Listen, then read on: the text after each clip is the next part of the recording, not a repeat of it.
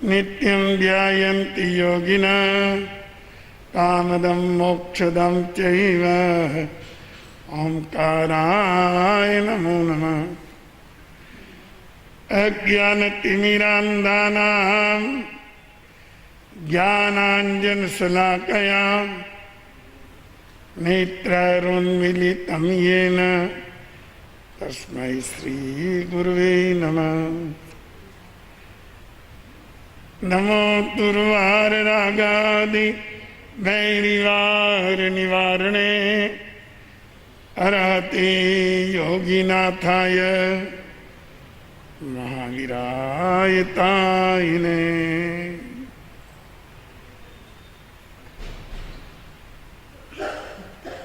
प्रिय श्रोताजनों,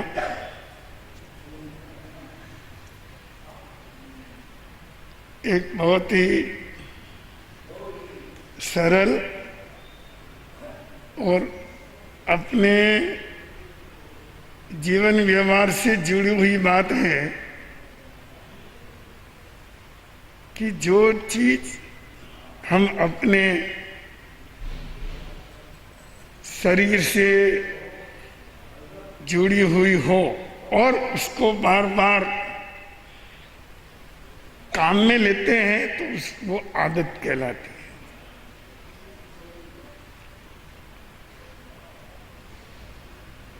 और कुछ शब्द या कुछ वाणी जो बार बार अपने प्रयोग में आ जाती है वह भी आदत कहलाती है।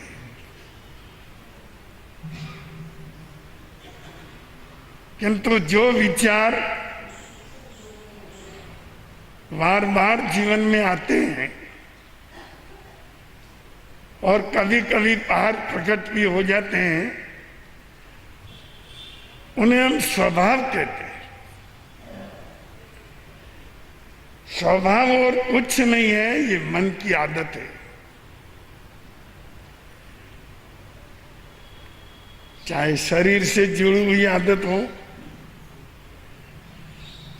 और चाहे वाणी से जुड़ी हुई आदत हो,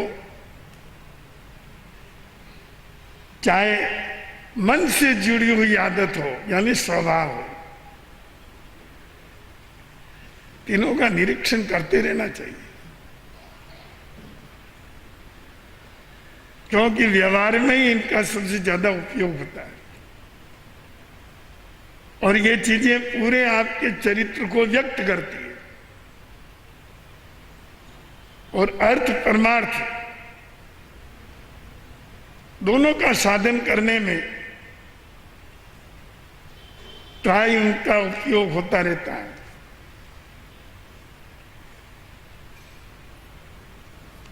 मन की आदत, वाणी की आदत क्या है, शरीर की आदत क्या है,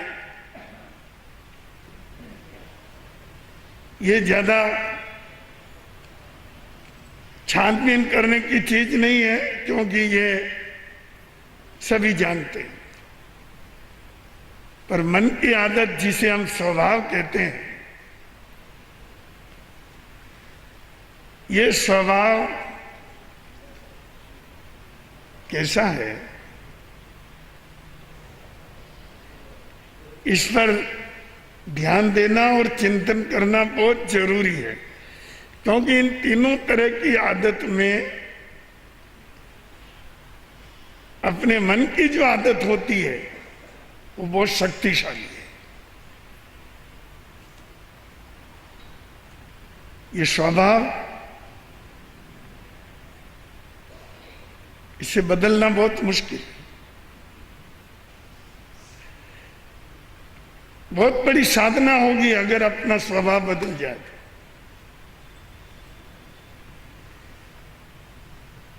असंभव नहीं है, पर उसके लिए बहुत गहरा ज्ञान और अनुशासन चाहिए।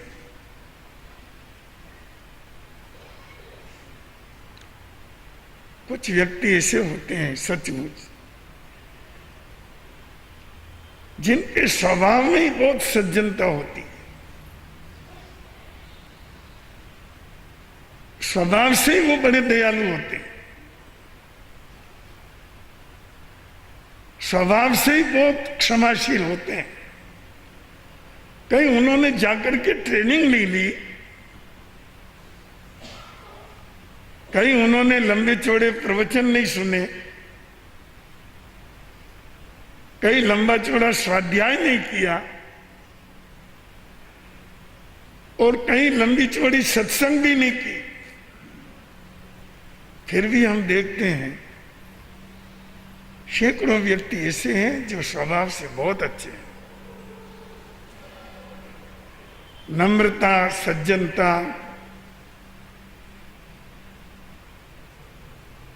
दान वृत्ति, सेवा वृत्ति उनके स्वभाव का अंग है।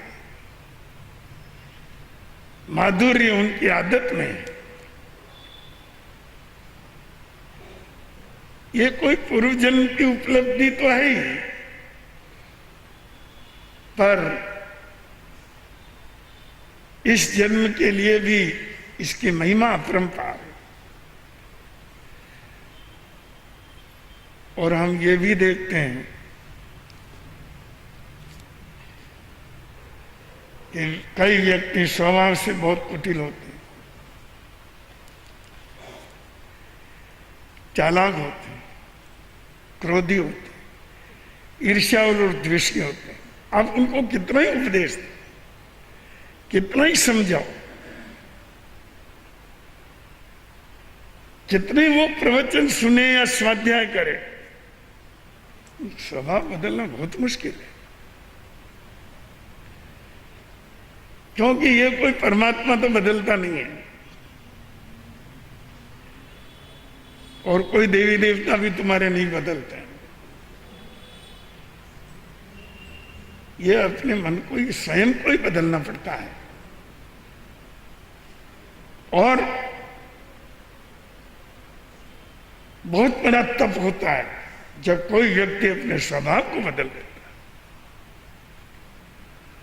बहुत बड़ी साधना होती है जब कोई अपने व्यक्ति अपने स्वभाव की विकृतियों को समाप्त करके एक अंतःकरण के अंदर नया जीवन प्राप्त करता है।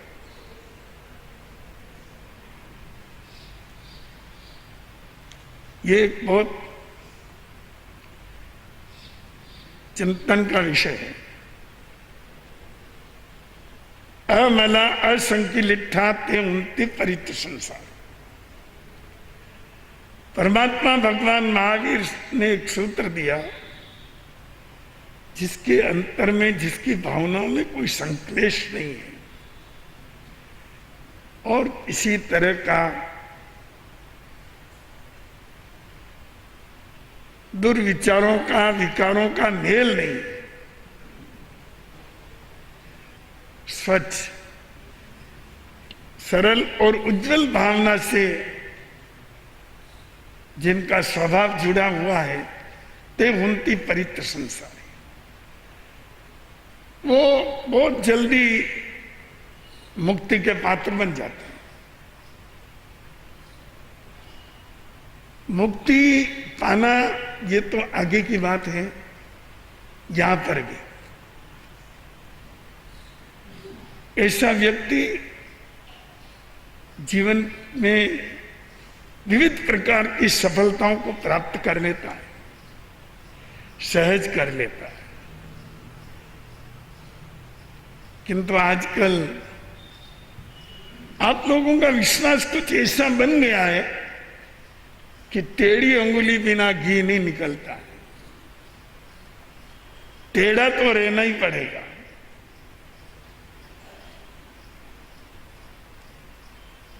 पर आपको पता है, जो लकड़ी टेढ़ी होती है ना, उसको काट दी जाती है। उपयोग में सीधी लकड़ी आती है।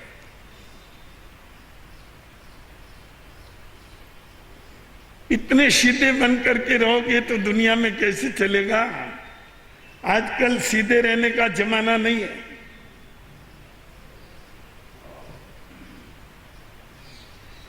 तो क्या करने का जमाना है? झूठ बोलने का, बेईमानी करने का, चालाकी करने का, लड़ाई झगड़े करने का, क्रोध करने का, ठगाई करने का, बेईमानी करने का, ये जमाना है।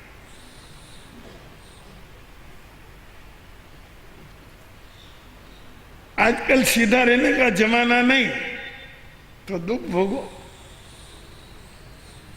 भोग ही रहे हो। तुम्हारे संयुक्त परिवार ही टूट रहे हैं, शादी बाद में होगी, अलग घर की योजना पहले बनेगी।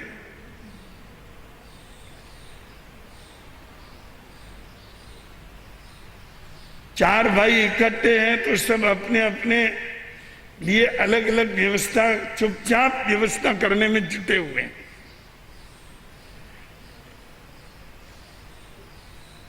एक दूसरे से गुप्त। किंतु आप जानते हैं इन सब बातों का परिणाम आत्मक्लेश और अशांति के रूप से ही सामने आता है। सच पूछा जाए तो सीधा रहने का ही जमाना है। सत्य के साथ जीने का ही जमाना है। नैतिकता और पवित्रता के साथ जीने का ही जमाना है। मधुरता के साथ रहने का ही जमाना है।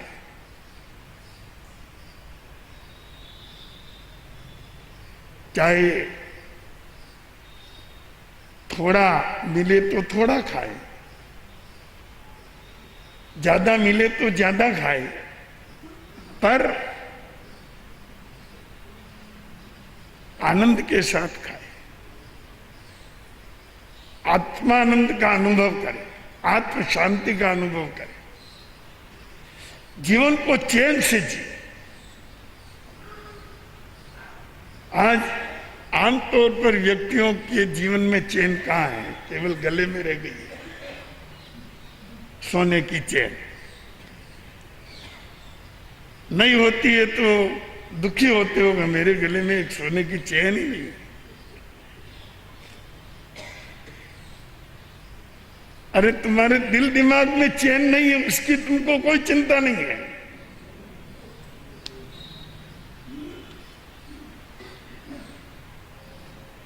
अपने दिल दिमाग की चैन पहली चीज। फिर कोई चैन हो ना हो तो बंधुओं अपने स्वभाव को ही ढालना पड़ेगा।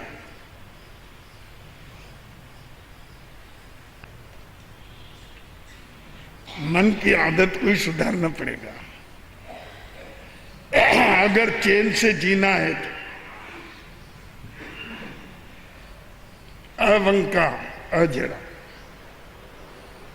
न वक्र रहे न जड़ रहे। जितने वक्र रहेंगे उतना कष्ट बढ़ेगा, और जितने जड़ रहेंगे उतनी अशांति बढ़ेगी। जीवन जीने की विधि ये स्वभाव से आती है। वाणी में अगर कोई बुराई की आदत है तो बहुत लोग टोंकते हैं तो कम हो जाती है, मिटती भी जाती है। कई लोगों को बात बात में गाली देने की आदत पड़ जाती है, पर अगर उसको बार बार टोंका जाए तो धीरे धीरे उसकी ये आदत खत्म हो सकती है। शरीर की भी कोई गलत आदत है तो उसको छुड़ाया जा सकता है, पर मन की आदत को छुड़ाना बहुत मुश्किल है। ये स्वभाव है,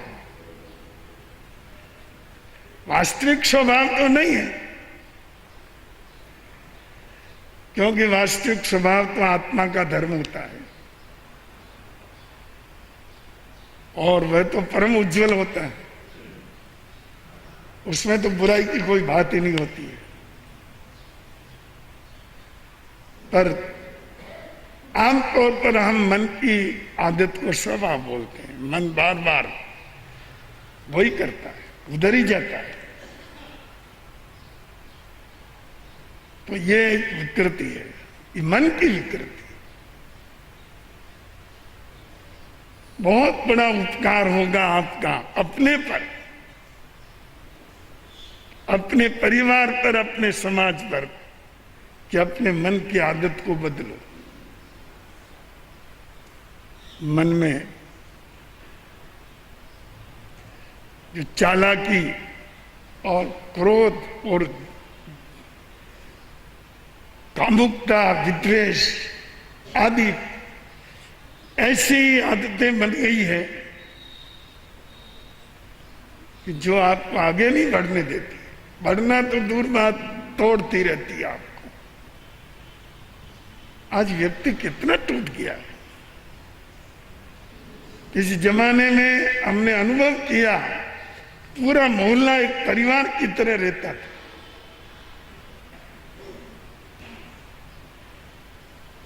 एक घर में कोई मेहमान भी आते, थोड़ी मिठाई बनती, पूरे मोहल्ले में जाती, थोड़ी थोड़ी से, पर सबका मीठा मुंह होता। अकेला एक घर और या एक घर का परिवार कभी सारी मिठाई नहीं खाता, सबको घर घर देते।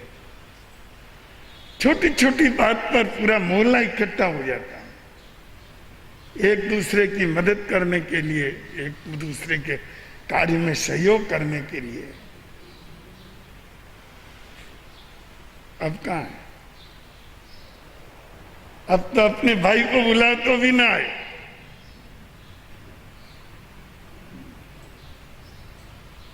छोटे बड़े काम के अंदर भी नौकर रखने पड़ते हैं, कैटरिंग। बुलाओ नौकरों को जो परोसवारी करेंगे। कौन किस जात का, इस बात को भूलो। कौन मद्य पीता है, मांस खाता है, क्या करता है, इस बात को छोड़ो। अपने तो कैटरिंग चाहिए।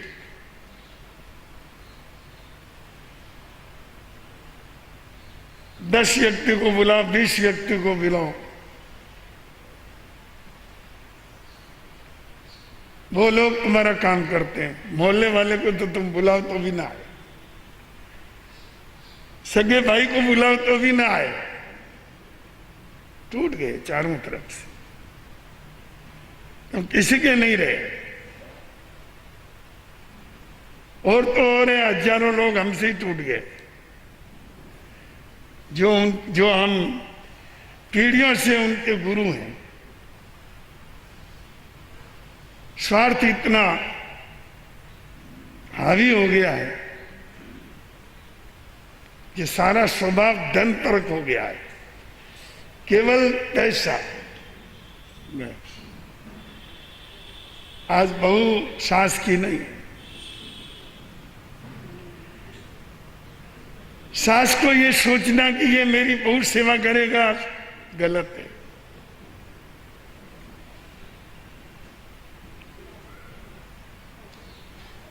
पिता ये समझे कि ये पुत्र मेरी सेवा करेगा, सही नहीं। हजारों पिता दुखी हैं, हजारों माताएं दुखी हैं, सासुएं दुखी है, जिनको पानी तक पिलाने वाला नहीं, दो रोटी बना करके नहीं दे सकते।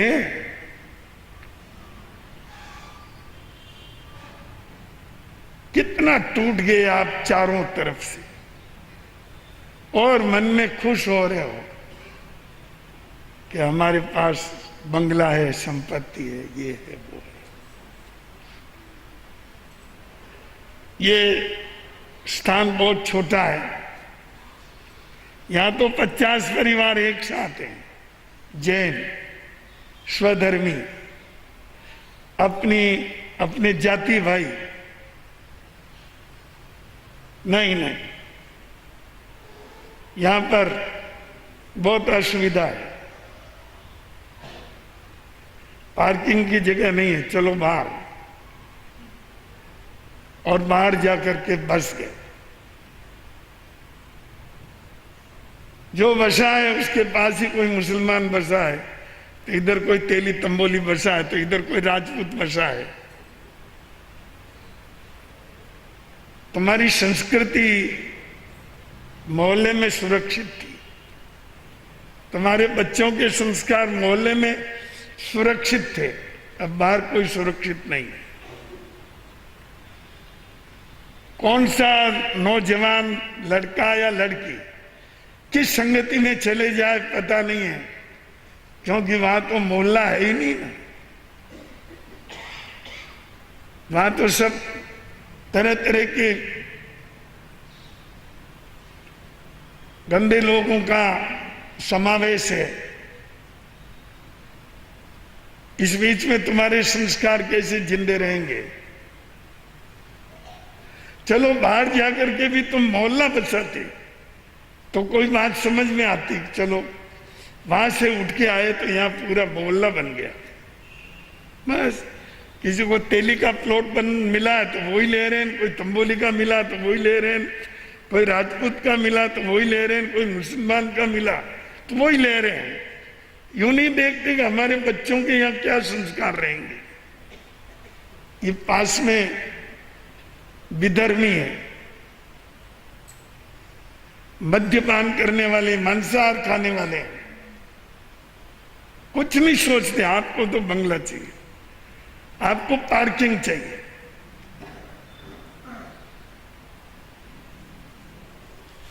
तो बंधुओं, जीवन के अंदर इस तरह से सेपरेसी बढ़ती हुई गई, व्यक्ति सेपरेट होता हुआ चला गया और यहां तक आ गया कि वो खुद स्वयं में ही सिमट के रह गया।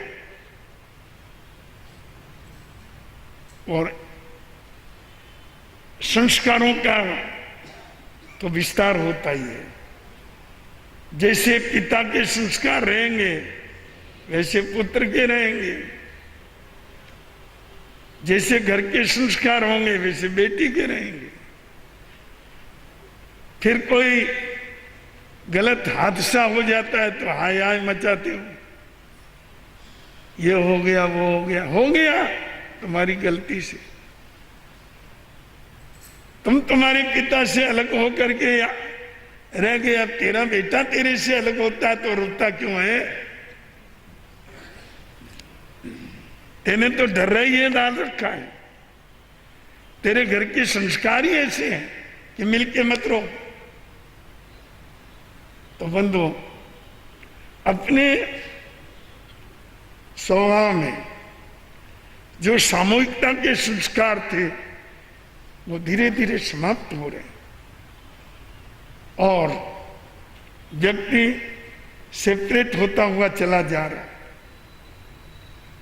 व्यक्तिगत होता हुआ चला जा रहा है। अपने स्वभाव में अच्छी बातों का प्रवर्तन हो, हम उत्तम चर्या के साथ जिए, उसमें अपना प्यार रखें, मधुर व्यवहार, आत्मीयता, सद्भाव, निष्कपट दृष्टि। लोग कहते हैं क्या इसका स्वभाव है, अमृत जैसा है, और वो भी सत्यता पूर्वक होना चाहिए। नहीं तो दगाबाज दूना नमे चित्ता चोर कबान।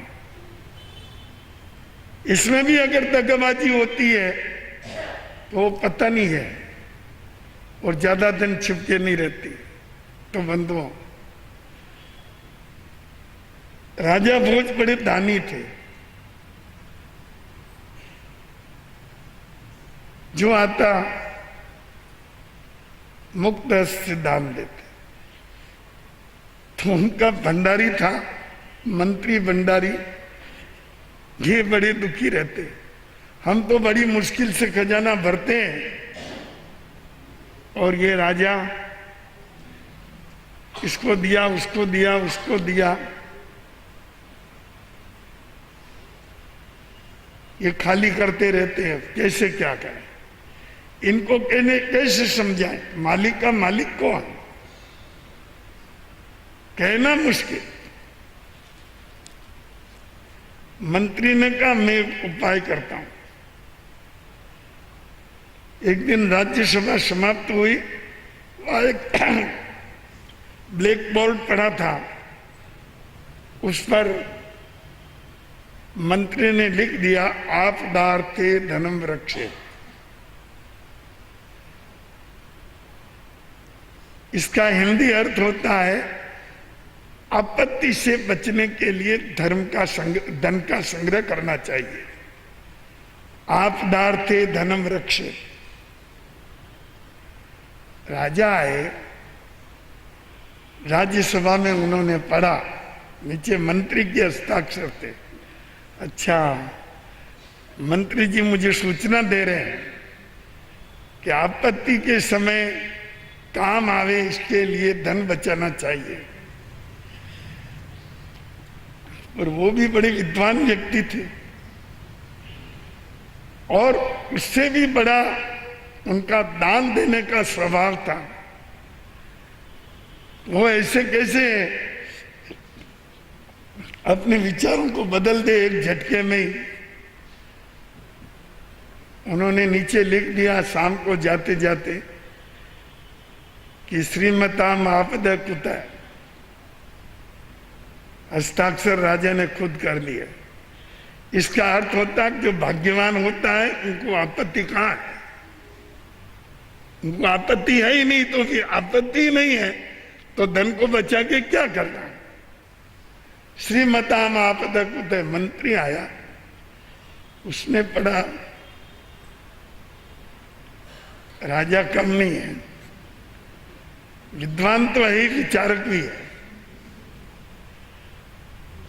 किंतु मंत्री भी वैसा ही कम बुद्धि का नहीं था। वो भी एक उच्च बुद्धि का धनी था। राज्यसभा के जाने के बाद उसने नीचे एक लाइन और लिख दी, कदाचित कुपितो दैव। दैव का अर्थ होता भाग्य। कदाचित कुपितो दैव अर्थात कभी कभी भाग्यवानों के भाग्य भी बदल जाते हैं। हस्ताक्षर कर दिए नीचे मंत्री ने कि एक राजा, तुम कहते हो भाग्यवानों को क्या तकलीफ है, भाग्यवानों के भाग्य भी बदल जाया करते हैं। कदाचित कुपितो दैव, कभी कभी भाग्यवान का भाग्य भी धोखा दे देता है। राजा आए और उन्होंने पढ़ा, अच्छा मंत्री जी हार मानने वाले नहीं है, ये तो बुद्धिमान ही है।